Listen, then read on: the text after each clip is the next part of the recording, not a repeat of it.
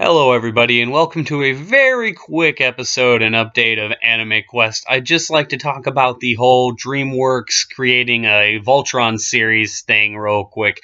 So if you don't know, DreamWorks and Netflix have teamed up to do something called Voltron, Legendary Defender. And if you don't know what Voltron is, it's basically based off of an old Toei Productions, Beast King GoLion Super Sentai robot show. It's basically like those old super robot shows that, was filled in anime anywhere between like the early 60s to the late 80s. It was like anime was kind of just filled with those shows at that time, and that's what Super Beast King GoLion was. And in the localization of it became Voltron. They turned it into Voltron, and now DreamWorks, along with Netflix, is actually working on something like that. It's going to be called Voltron Legendary Defender.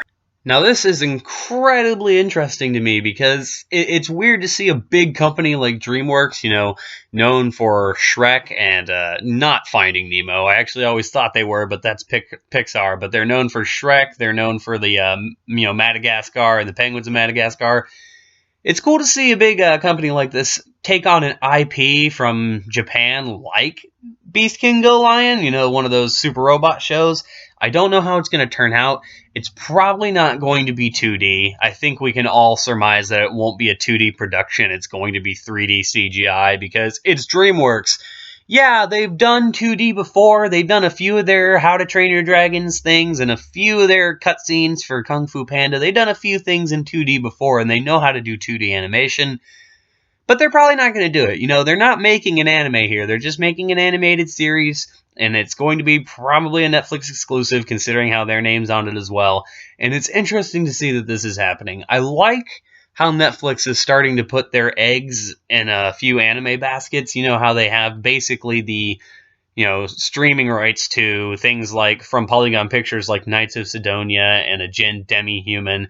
They got one of the Precure series. They renamed it Glitter Force. They renamed it Glitter Force. It's only on English. I'm pretty sure that pissed some people off. I personally didn't care because I wasn't going to watch it anyways. Oh, how the tables are turned when you have a bias.